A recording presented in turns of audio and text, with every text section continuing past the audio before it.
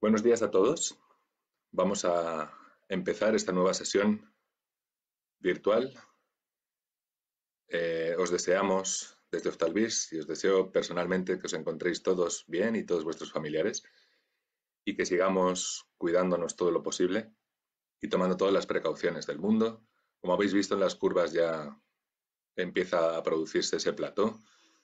Es muy buena señal. No pueden decir lo mismo otros países, desgraciadamente, así que tenemos que seguir juntos, pero de esta manera. Como avanzábamos la semana pasada, vamos a hablar hoy de una parte de la degeneración macular y de los signos en la imagen multimodal que pueden ayudarnos en el día a día. Primero, pongamos en contexto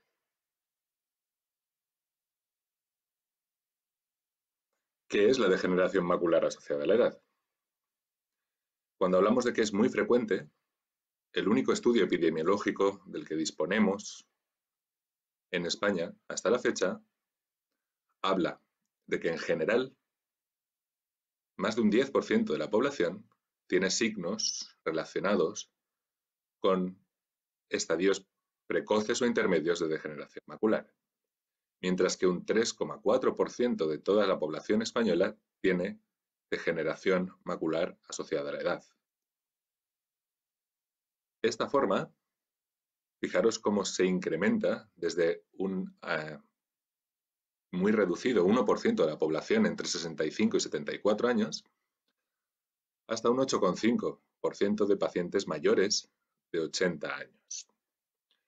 En nuestro medio, la forma neovascular se registró como más frecuente que la atrófica, pero bien sabéis que esto puede ser debido a un sesgo de atención por parte de médicos, optometristas y personal sanitario enfocados hacia la forma neovascular e ignorando hasta la fecha la forma atrófica. En cualquier caso, sabemos que las formas precoces tienen una prevalencia que aumenta con la edad. Igualmente, las formas tardías de degeneración macular, que son las que producen un impacto severo sobre la visión, van incrementándose de manera exponencial a partir de los 70-75 años, hasta conseguir y llegar a las fechas, las cifras que estamos viendo. Ha sido algo controvertido escuchar que la prevalencia de la enfermedad estaba reduciéndose. Eso es cierto, pero a pesar de ello, con el enorme envejecimiento progresivo de la población, en pocos años, las personas en Europa con formas diferentes de degeneración macular, como veis, van a constituir millones y millones de pacientes. Visto esto en nuestro medio, dado que en España se estima que la población mayor de 65 años es de casi 9 millones de personas, es decir, 1 de cada 5, podríamos extrapolar que hay cerca de 1 millón de pacientes con cualquier forma de degeneración macular. Si nos centramos en la forma neovascular, tendríamos esas cifras. Pero ¿qué pasa a una proyección muy corta, hacia el año 2024? Que la población mayor de 65 años será 1 de cada 4 personas viviendo en España. En consecuencia, aumentarán ostensiblemente cualesquiera de las formas que vamos a ir viendo de degeneración macular. Y en el contexto de la forma neovascular, que a fecha de hoy es la única que dispone de un tratamiento, habrá cerca de 250.000 de personas que necesiten tratamientos intravítreos antiangiogénicos. Pues este es el panorama. Como sabemos, existen unas fases precoces e intermedias de la enfermedad que va evolucionando hacia formas avanzadas. Dentro de las formas avanzadas de degeneración macular, conocemos que existe la forma húmeda o neovascular y la atrofia. Pero eso muchas veces peca de simplista. Iremos viendo todo lo que podemos incluir hoy en día en formas avanzadas de degeneración macular asociada a la edad. Por otra parte, ya no hablamos de drusas blandas o duras en absoluto. Hablamos de un enorme conjunto de posibilidades y de cambios estructurales que acontecen en la mácula de los pacientes sin atrofia del epitelio pigmentario y sin neovascularización coroidea. Y esto incluye drusas, cambios pigmentarios y una serie de alteraciones que, como os decía, vamos a ir viendo poco a poco.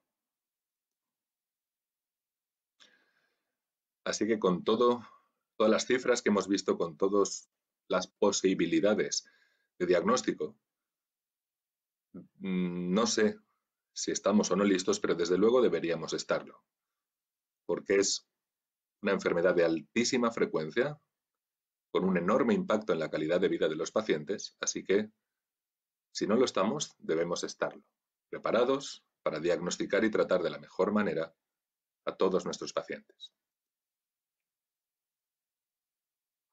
En particular, a los que tienen la forma neovascular. Vamos a hacer una pequeña perspectiva histórica. Antes de disponer de la angiografía fluoresceínica, la única forma de explorar a estos pacientes era con el fondo de ojo.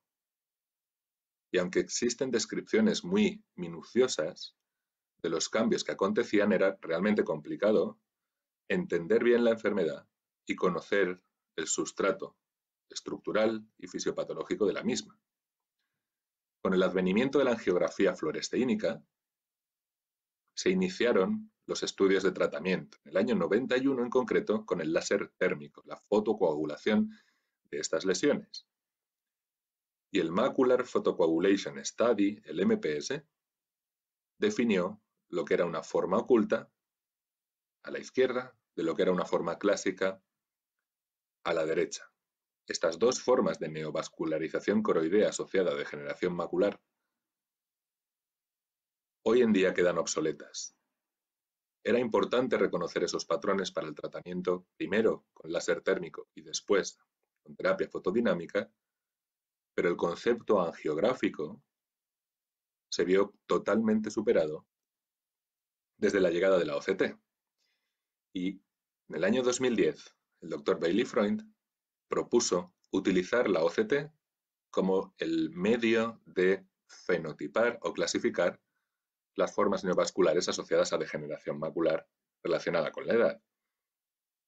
En estas gráficas veis cuántas OCTs se han ido realizando progresivamente en el tiempo, cada vez más, multiplicándose año tras año, mientras que la angiografía fluoresceínica ha pasado a ser una prueba anecdótica. Otra razón de más para utilizar la OCT como herramienta indispensable en el diagnóstico y seguimiento de pacientes con la forma neovascular de degeneración macular. ¿Qué es lo que propuso Bailey Freund utilizando la OCT estructural? Pues clasificar las lesiones neovasculares en distintas posibilidades. Por un lado, las lesiones de tipo 1. Son lesiones neovasculares que quedan en su totalidad por debajo del epitelio pigmentario de la retina. Y las lesiones de tipo 2 se referirían a aquellas que erosionan el epitelio pigmentario de la retina desde la coriocapilar y crecen hacia arriba al espacio subretiniano.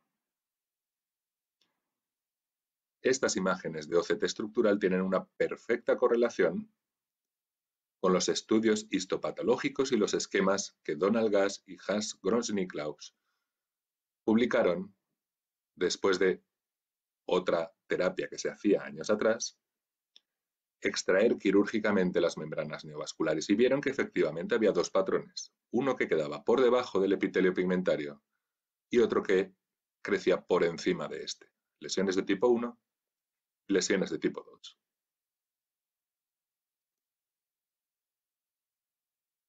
Lesiones de tipo 1 por debajo del epitelio pigmentario y lesiones de tipo 2 por encima. Y hoy en día, simplemente haciendo una OCT, podemos perfectamente identificar esos patrones neovasculares. Tenemos una cosa a considerar, desde luego. Seguro que conoceréis, muchos habéis escuchado hablar, muchos tratáis pacientes con vasculopatías coroideas polipoidales. Esto es una forma concreta, un subtipo de las lesiones neovasculares de tipo 1. Pero si nos paramos a pensar en la nomenclatura, los pólipos realmente en nuestro organismo crecen a partir de mucosas, no de vasos sanguíneos. Luego esas dilataciones aneurismáticas que vemos en la angiografía con verde de indocianina y que vemos en la OCT estructural no pueden llamarse pólipos, deberían llamarse aneurismas porque son estructuras vasculares. Por otra parte, no están localizados en la coroides, la inmensa mayoría están localizados entre el epitelio pigmentario de la retina y la membrana de Bruch. Y no estamos hablando realmente de una patología vascular, sino de una neovascularización. Y por eso, lo que conocíamos como vasculopatía coroidea polipoidal, hoy por hoy tiene un término mucho más preciso y sensato, que es el de lesión neovascular de tipo 1 con dilataciones aneurismáticas. Así que tenemos lesiones neovasculares de tipo 1 por debajo del epitelio pigmentario de la retina que eventualmente pueden desarrollar dilataciones aneurismáticas en su interior, dando lugar a esa forma aneurismática previamente conocida como vasculopatía coroidea polipoidal que estábamos hablando. Tenemos lesiones de tipo 2 que crecen por encima del epitelio pigmentario de la retina y tenemos lesiones neovasculares de tipo 3 que se inician en el interior de la retina y se corresponden con la proliferación angiomatosa retiniana o RAP. La típica imagen de fondo de ojo va a mostrar hemorragias en la región macular con exudación lipídica habitualmente en el contexto de drusas blandas y angiográficamente vamos a ver esas comunicaciones, esas conexiones angiomatosas en la región perifoveal. Y la OCT no es excepción en este sentido. Los cambios estructurales que las lesiones neovasculares de tipo 3 presentan en la OCT son súper característicos, con esa forma de embudo en el que desde la nuclear interna las capas retinianas parece que caen hacia el epitelio pigmentario de la retina. También, a este respecto, gracias al trabajo liderado por los doctores Curcio y Freund, tenemos una evidencia histopatológica de lo que estamos hablando. En lesiones neovasculares de tipo 3 vemos que efectivamente hay elementos vasculares de origen retiniano con material colágeno y procesos de las células de Müller que se implantan hacia abajo en depósitos laminares basales.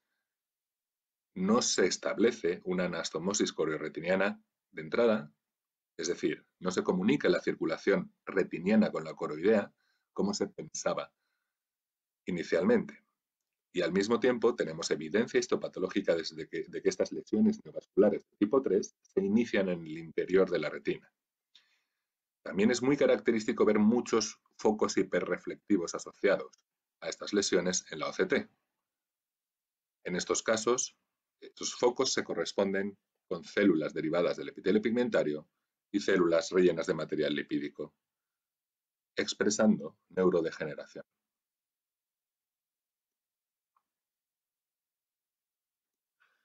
¿Por qué es importante saber qué tipo de lesión neovascular presenta el paciente? Vamos a ir desarrollándolo, pero primero, hemos dicho que la OCT es mejor que la angiografía para saber qué tipo de lesión tiene un paciente con DMAE neovascular. ¿Es extrapolable la información de una y otra? Pues fijaros en este estudio, con la base de datos del Dr. Freund realizado en el año 2012, donde no es extrapolable.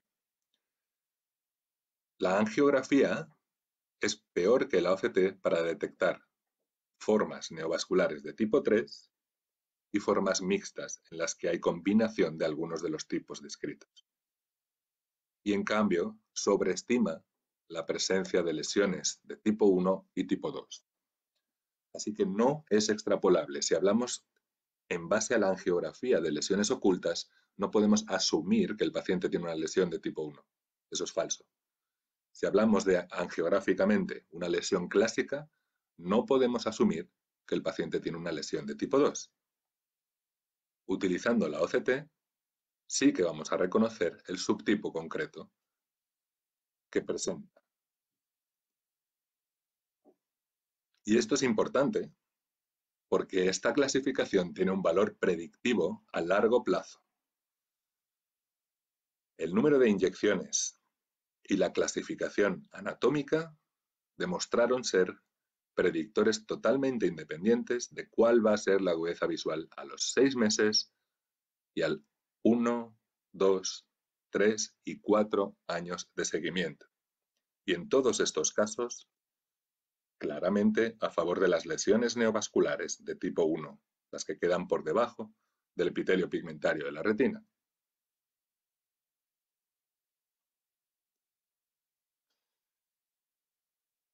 A nivel basal de toda la información que podemos reunir, el mero hecho de hacer un fenotipado neovascular correcto es suficiente para orientar al paciente respecto al pronóstico visual a largo plazo.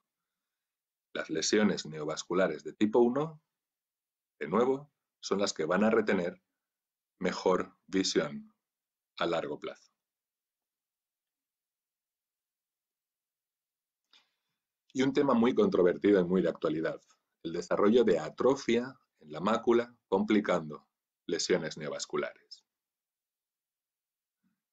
Resulta que las lesiones neovasculares de tipo 1 tienen menor tendencia a desarrollar atrofia del epitelio pigmentario.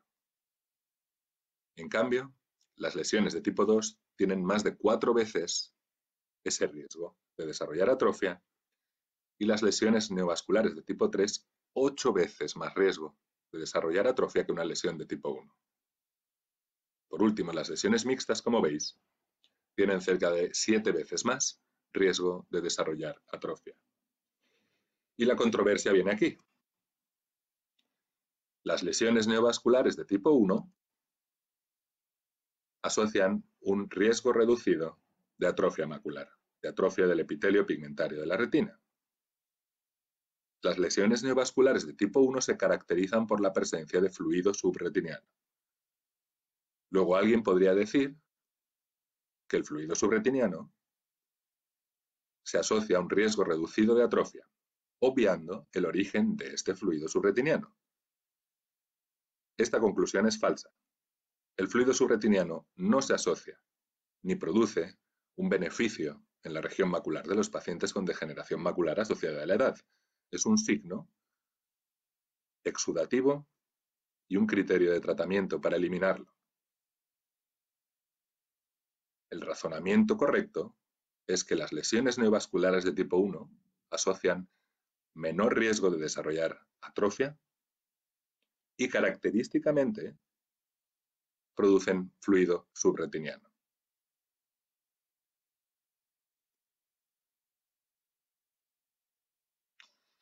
Fijaros lo importante que es una lesión neovascular de tipo 1 y lo malas que son las lesiones neovasculares de tipo 2 como la que estamos viendo en esta imagen. Pero resulta que con un tratamiento precoz y en función de cómo esté el epitelio pigmentario, vamos a poder conseguir transformar esa lesión. Una lesión que está encima del epitelio pigmentario, hacemos que se consolide y quede por debajo del epitelio después del tratamiento. Una lesión de tipo 2 se convierte en una lesión tipo 1, como describió Rosa Dolz. Vamos a ver más ejemplos. Una lesión que queda por encima del epitelio pigmentario, tratada precozmente,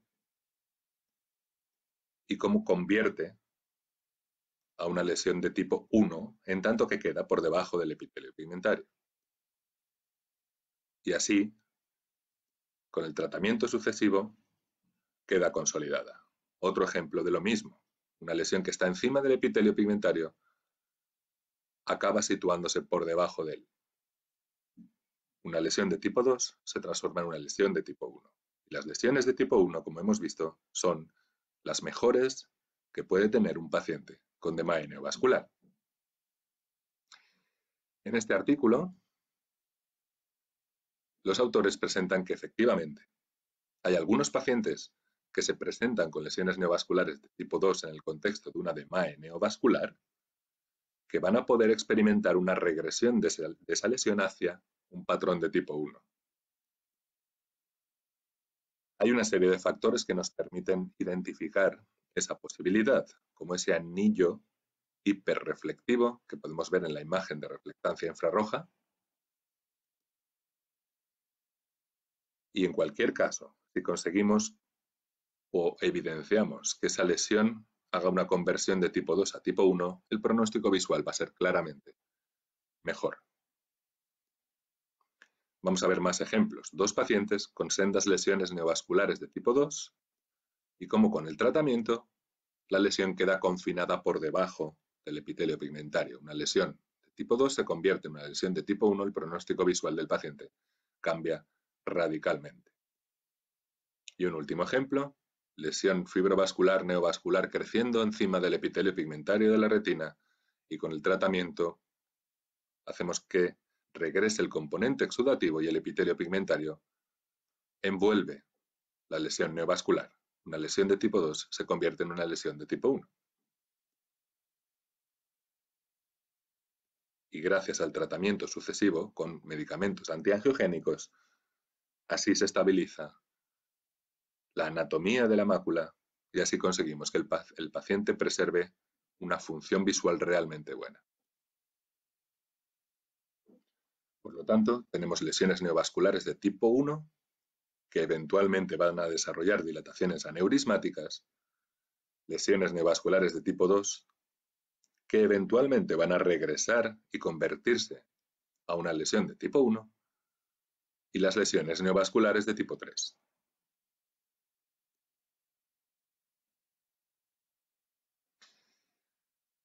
Posteriormente y desde el año 2014 disponemos también de angiografía por OCT, angiografía sin necesidad de inyectar contraste, basada en la OCT,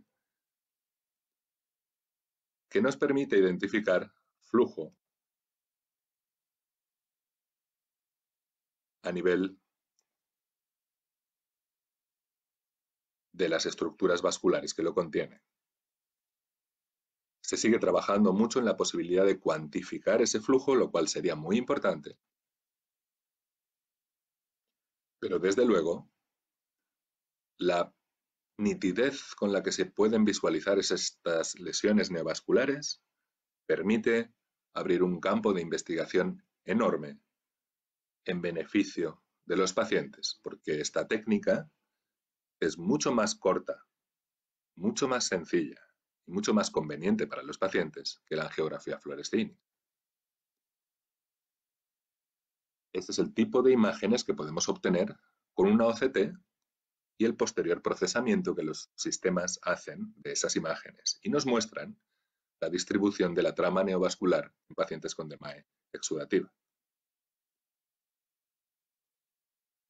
Pero no podemos querer clasificar las lesiones, no podemos querer reconocer si está una lesión activa o no solo con la imagen de OCTA. Aquí hay 6 ejemplos. Os doy unos segundos por si queréis pensar cuál de ellos está activo, cuál de ellos ha sido tratado. Es virtualmente imposible. Y aquí veis cada una de la explicación para esos 6 casos. Solamente el último es un paciente sin tratamientos previos. El resto os ilustro la clasificación fenotípica por OCT estructural y las inyecciones previas que han recibido.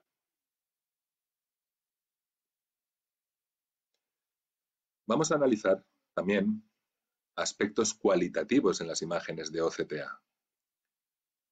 Cuando vemos una importante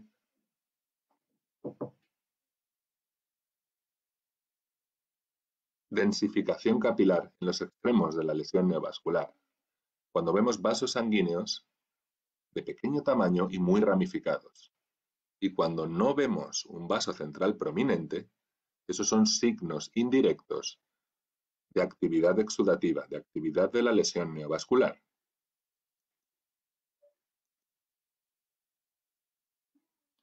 También, a través de la OCTA, hemos podido ilustrar en pacientes con lesiones neovasculares de tipo 3 que la imagen transversal anfas muchas veces no nos da la información que estamos buscando. Pero si vemos el corte estructural con el flujo superpuesto en amarillo, podemos ver perfectamente esa columna vertical de flujo detectado por la OCTA. Recordemos el aspecto de la OCT estructural en pacientes con lesiones neovasculares de tipo 3. Esto significa, de acuerdo con la evidencia histopatológica que hemos visto antes, que hay elementos vasculares a ese nivel. Y eso es lo que tenemos que tratar con los fármacos antiangiogénicos y en base a eso conseguiremos que se reduzcan los fenómenos exudativos asociados. Otra aportación enorme de la OCTA ha sido la posibilidad de detectar lesiones neovasculares sin exudación. Esas lesiones neovasculares sin exudación están presentes en pacientes con formas intermedias de degeneración macular y les confiere un riesgo muy significativamente elevado de desarrollar exudación. En consecuencia, estos pacientes tienen que ser seguidos muy de cerca. Este es el patrón característico en la OCTA de cómo se ven este tipo de lesiones. Es lo más parecido a una cabeza de medusa, de acuerdo con las descripciones que se han hecho al respecto, que podemos ver. Estas lesiones también pueden denominarse quiescentes, y así fueron inicialmente descritas por la OCT estructural. Porque el aspecto característico, si recordáis lo que estuvimos hablando la semana pasada, es de un SIRE, Shallow Irregular RP Elevation, una elevación irregular del epitelio pigmentario de la retina que con la OCTA vamos a poder ver cómo efectivamente se trata de una lesión neovascular. Y estos pacientes nunca han experimentado exudación, nunca han sido tratados, pero tienen un riesgo elevado de desarrollar signos exudativos.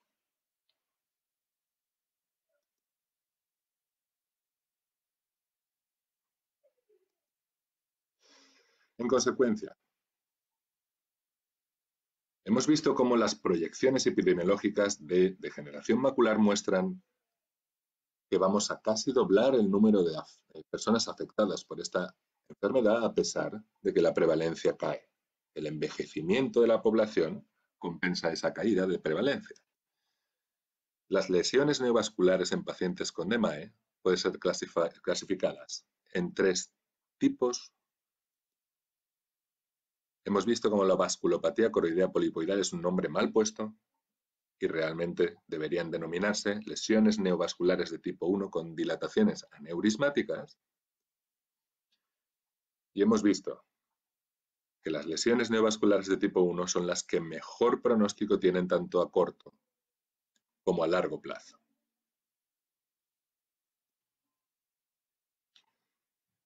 Esto es, por un lado, lo que queríamos compartir con vosotros respecto a las formas exudativas o neovasculares por imagen multimodal en pacientes con DMAE. Y muy brevemente, vamos a cambiar de tercio y vamos a hablar de atrofia. Todas estas autofluorescencias de fondo de ojo muestran atrofia.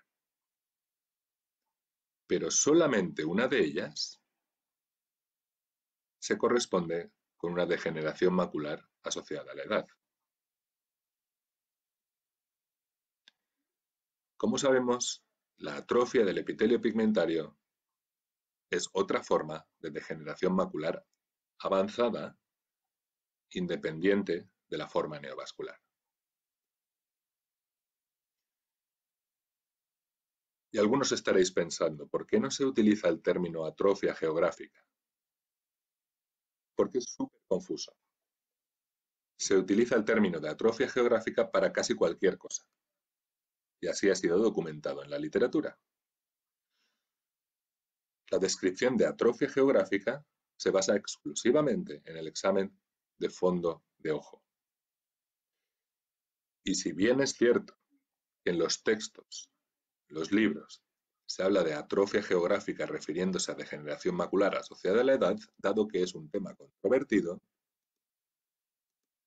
sí que está experimentando un gran cambio. Y está experimentando gran cambio también porque todas estas características que podemos ver en la OCT representan distintos grados, distintas formas de atrofia o un alto riesgo de desarrollar atrofia. No vamos a entrar hoy en todo esto, pero sí que convendría dejar muy delimitado el concepto de forma atrófica, de degeneración macular.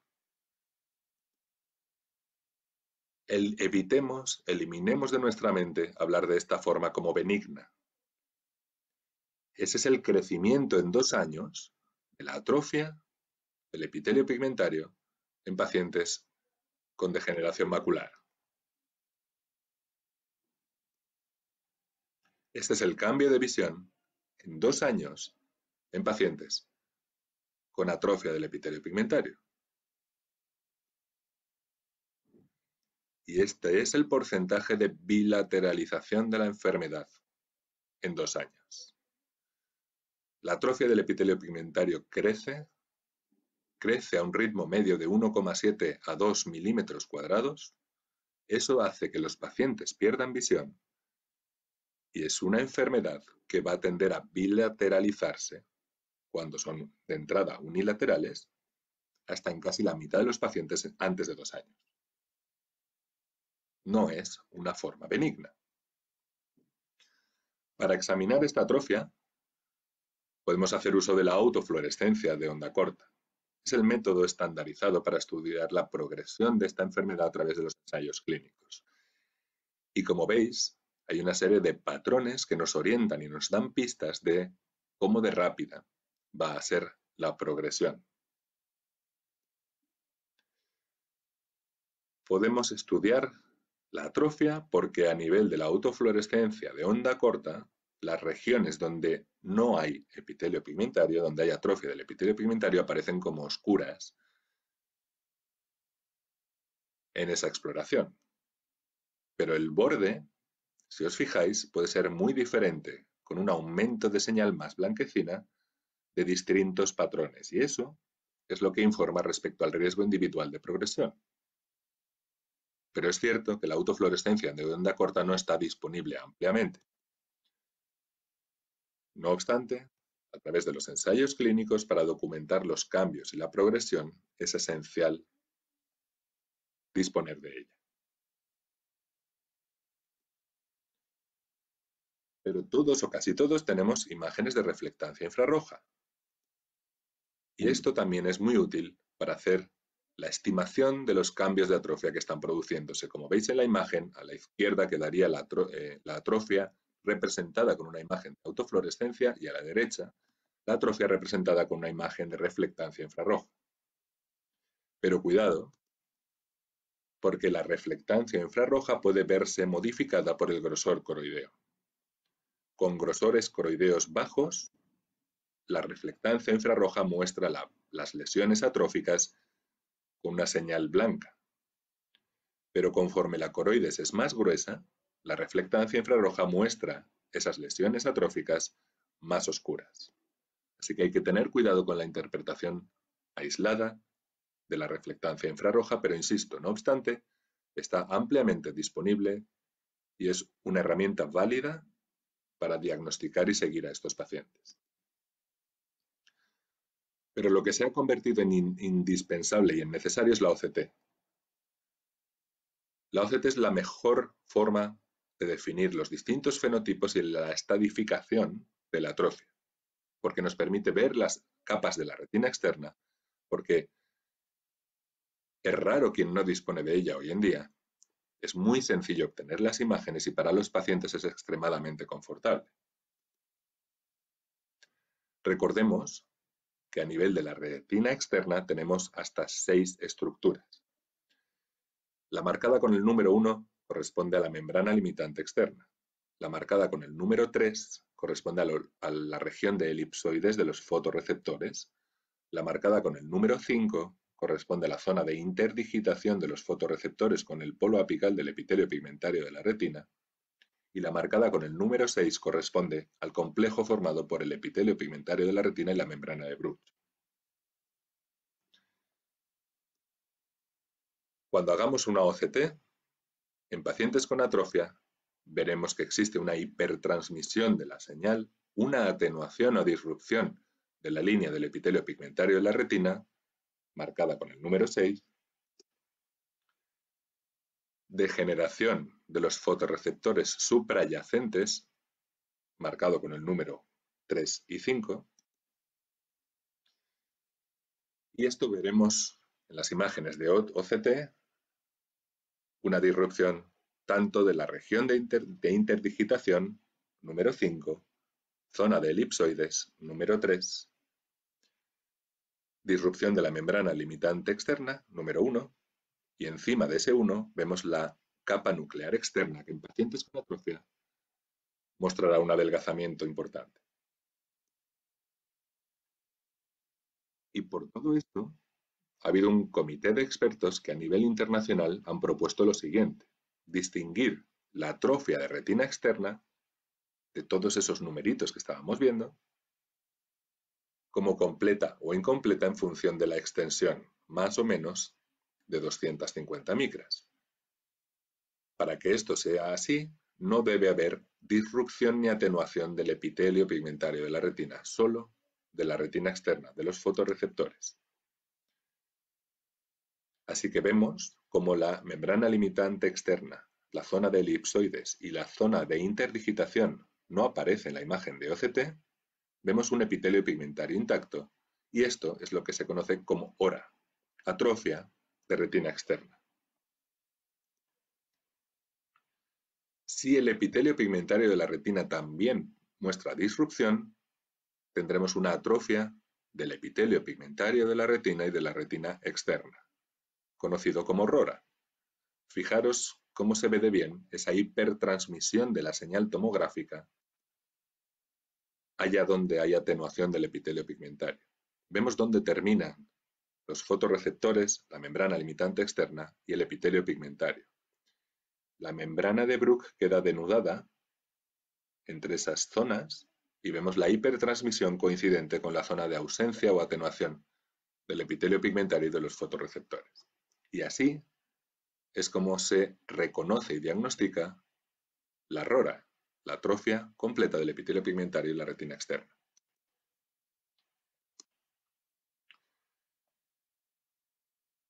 ¿Dónde quedaría el concepto de atrofia geográfica? La atrofia geográfica sería las lesiones que vemos en el fondo de ojo como atrofia en pacientes sin ninguna historia o signos de haber experimentado una neovascularización coroidea previamente. Incluso podemos identificar lo que sería una atrofia naciente, una nascent GA. Y eso es una región de RORA incompleta, menor de 250 micras en extensión e igualmente sin historia o signos de neovascularización coroidea. Porque en presencia de neovascularización coroidea, si además se superpone atrofia, hablamos de atrofia macular, no de RORA ni de atrofia geográfica. Para los cambios neovasculares en pacientes con DMAE, se ha consensuado utilizar neovascularización macular como el término para referirse a ellos. No podemos hablar de neovascularización coroidea. ¿Por qué? Recordad que las lesiones neovasculares de tipo 3 tienen un origen retiniano y no estarían incluidas en la neovascularización coroidea. Por eso, tenemos que hablar de neovascularización macular. Aquí vemos ejemplos de hipertransmisión de la señal, perfectamente visible en las imágenes de OCT, y nuevamente, todas esas regiones de hipertransmisión que se corresponden con RORA, atrofia completa de retina externa y epitelio pigmentario.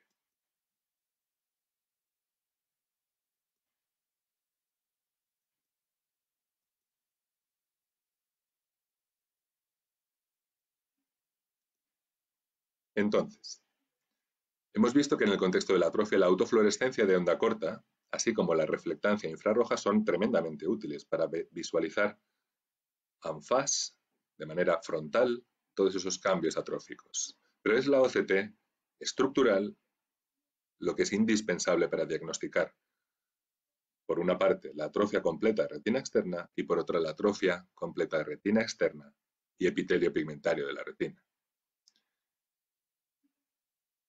Definiremos como hora aquellas imágenes tomográficas en las que veamos atenuación de limitante externa, elipsoides, interdigitación, sin afectación del epitelio pigmentario. Eso es hora.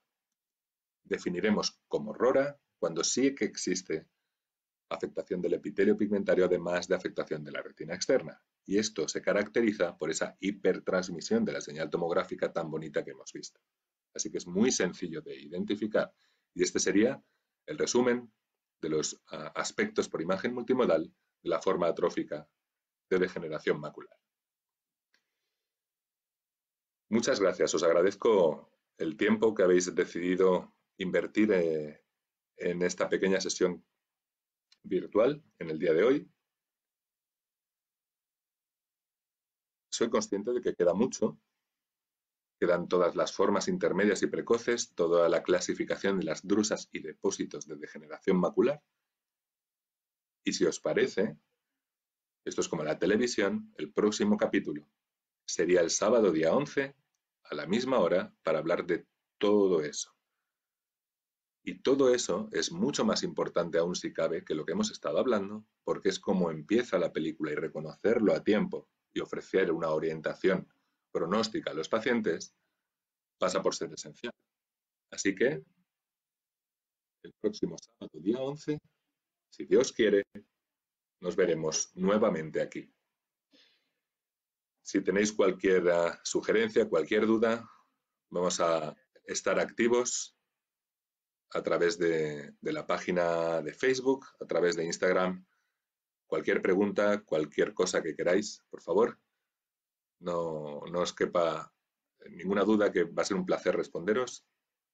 Cuidaros mucho, todos, estaros bien, tomad las precauciones necesarias y que sigamos aplanando y reduciendo la curva que bueno sería para todos.